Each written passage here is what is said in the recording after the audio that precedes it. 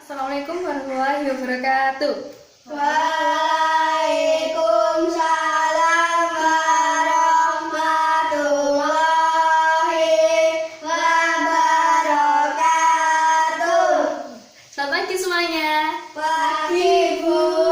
Bagaimana kabarnya hari ini? Alhamdulillah luar biasa.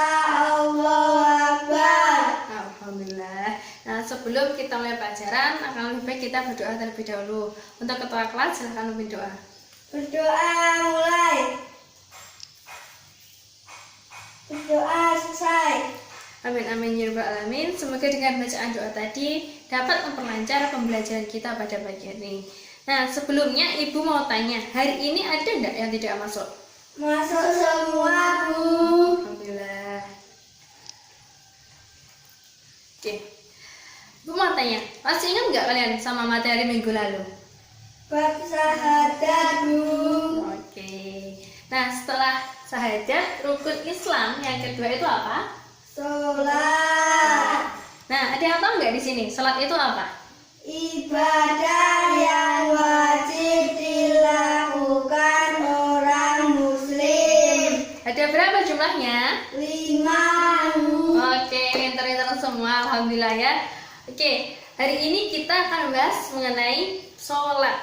Nah, untuk rukun-rukunnya apa saja, syarat sahnya apa saja, maka akan dibahas oleh Bapak dan Ibu Guru untuk selanjutnya. Sekian dari Ibu, terima kasih. Assalamualaikum warahmatullahi wabarakatuh. Waalaikumsalam warahmatullahi wabarakatuh. Bagaimana kabarnya hari ini anak-anak? Alhamdulillah luar biasa. Allahu Akbar. Nah, sebelum memulai mata pelajaran pada pagi hari ini, Bu Guru mau bertanya dulu kepada kalian. Nah, tadi pagi ada nggak yang tidak melaksanakan sholat subuh? Sholat. Yang lainnya yuk?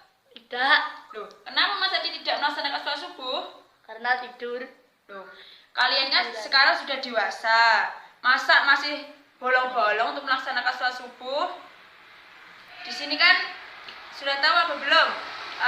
Hukumnya sholat subuh itu apa? Sudah. Kan di sini hukumnya itu ada 5, ada wajib, ada sunnah, ada mubah, ada makruh, dan juga ada haram. Nah, Ibu Guru bertanya dulu ya, hukumnya melaksanakan sholat itu wajib atau sunnah? Wajib. Sunnah apa wajib? Wajib. Nah, jadi hukum melaksanakan sholat itu adalah Wajib. Wajib itu apa sih?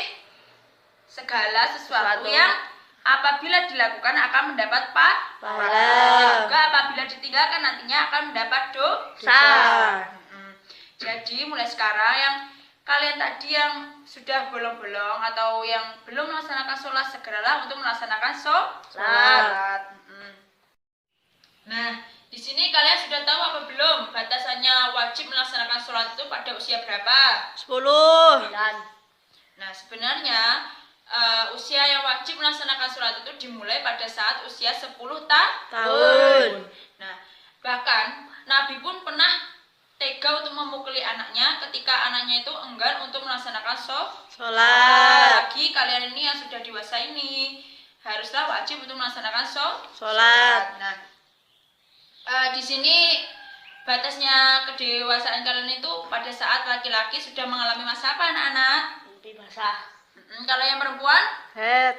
Betul. Jadi yang laki-laki apabila sudah mengalami masa mimpi basah dan juga yang perempuan sudah mengalami masa menstruasi atau haid, maka wajiblah kalian untuk melaksanakan Sholat. Kalian pastinya ini tidak inginkan jika nantinya kelak akan masuk ke dalam neraka? Tidak. Makanya mulai sekarang haruslah yang bolong-bolong harus segera ditepati.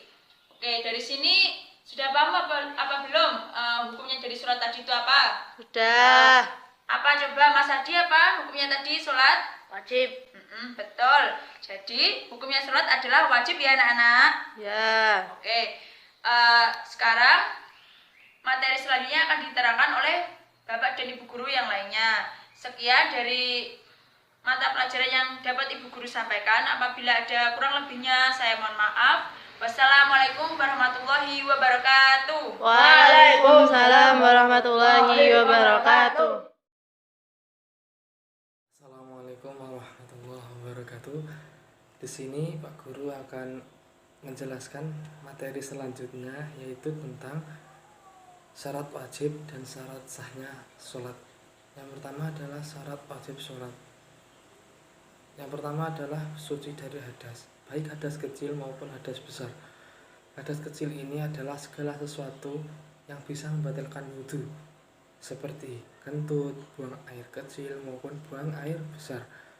Adapun hadas besar adalah ketika seseorang itu ditandai dengan mimpi basah ataupun junub, itu bagi seorang laki-laki, sedangkan haid, nifas bagi seorang perempuan. Dan untuk mensucikannya adalah dengan mandi besar atau mandi junub. Kemudian yang kedua adalah suci seluruh anggota badan, pakaian, dan tempat dari kotoran maupun najis. Maksudnya di sini adalah seseorang itu harus bersih, baik anggota badan, tempat, itu harus bersih dari kotoran maupun najis agar sholatnya sah ya. Kemudian yang ketiga adalah menutup aurat. Bagi seorang laki-laki, aurat wajibnya adalah antara pusar sampai kedua lutut kaki. Sedangkan bagi seorang perempuan, auratnya adalah seluruh anggota badan atau seluruh anggota tubuh kecuali wajah dan kedua telapak tangan. Kemudian yang keempat adalah sudah memasuki waktu sholat yang telah ditentukan pada waktu sholat tertentu, baik subuh, duhur, asar, maghrib, dan isya pada wilayah-wilayah masing-masing gitu ya. Kemudian yang kelima adalah menghadap ke kiblat. Kemudian yang kedua adalah syarat-syarat sahnya sholat. Yang pertama adalah beragama Islam. Ini adalah salah satu syarat sahnya sholat ya. Apabila tidak beragama Islam seperti Hindu, Buddha, ataupun agama-agama lainnya, itu tidak diwajibkan untuk melaksanakan sholat. Kemudian yang kedua adalah balik. Maksudnya di sini adalah cukup umur untuk melakukan segala sesuatu yang bersifat wajib, seperti contohnya tadi sholat, kemudian zakat dan puasa. Batas bagi seorang balik anak laki-laki adalah ketika anak tersebut mengalami mimpi basah atau ketika anak tersebut itu berusia kurang lebih 15 tahun ya. Sedangkan bagi seorang anak perempuan, batas baliknya adalah ketika keluarnya darah haid ataupun sekitar umur 9 tahunan. Yang ketiga adalah berakal sehat. Maksudnya di sini berakal sehat adalah tidak dalam keadaan gila ataupun kehilangan akal. Orang yang gila ataupun orang yang mabuk yang menyebabkan hilangnya akal tidak diwajibkan untuk sholat. Seperti orang gila, orang yang mabuk dalam perjalanan, dalam puasanya itu tidak diwajibkan untuk melaksanakan sholat. Selamat siang anak-anak, gimana ini? Masih pada semangat apa enggak? Ayo, harus tetap semangat tuh ya, walaupun sudah siang, tapi kalian harus bersemangat untuk belajar.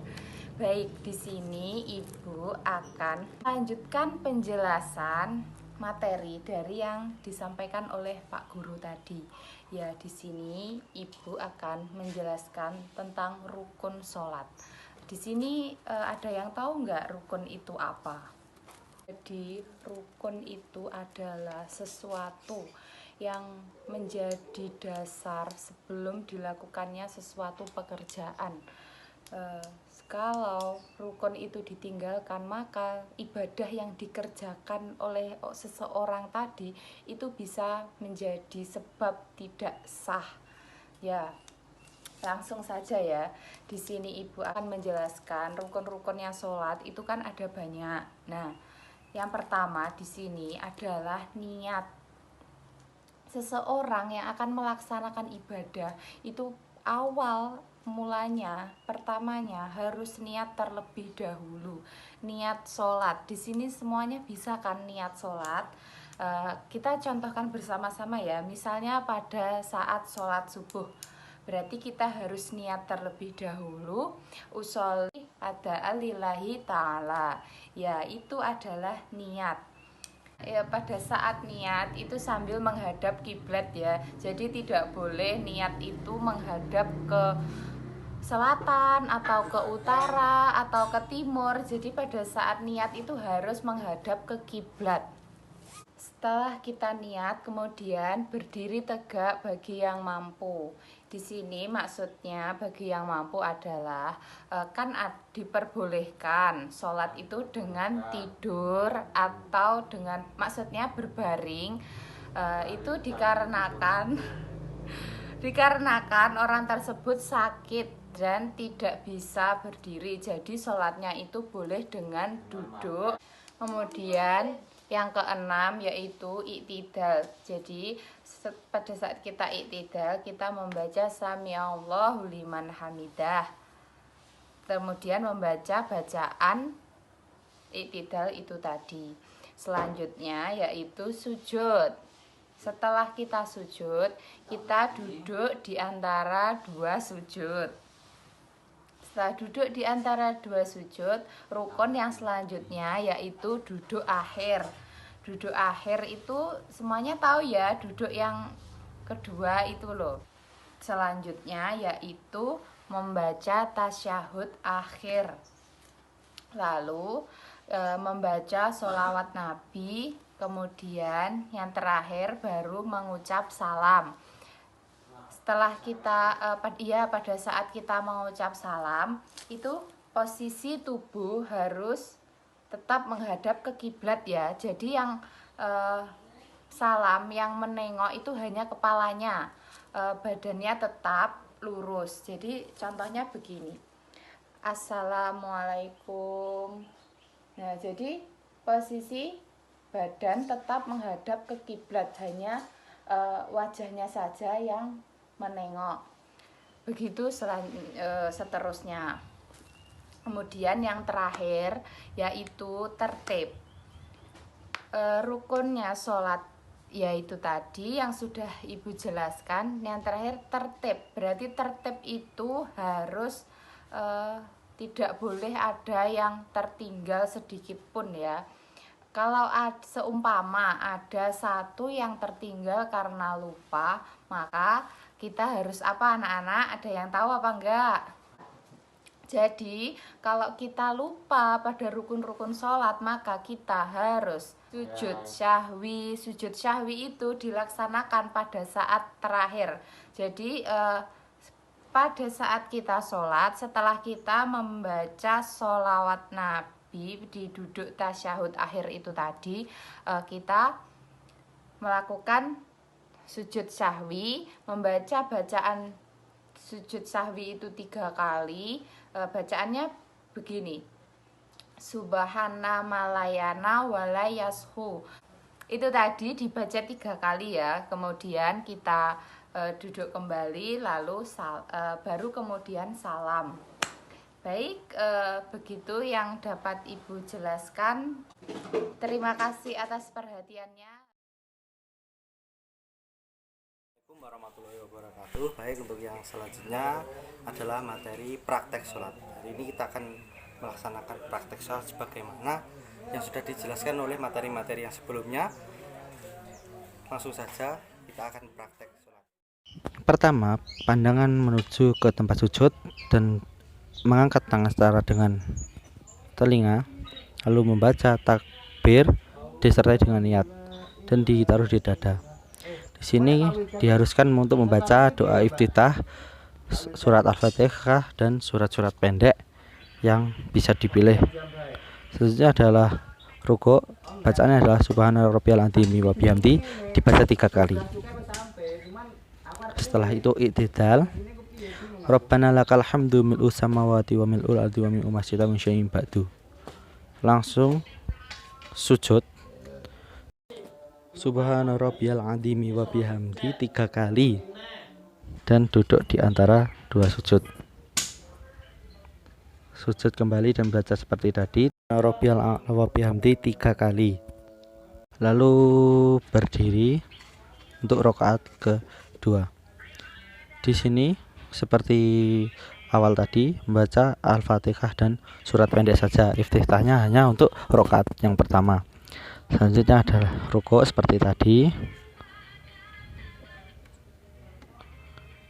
Setelah itu i'tidal, membaca doa seperti tadi dan membaca doa qunut seperti yang orang-orang NU lakukan. Sujud subhanaka rabbil a'la wa bihamdi.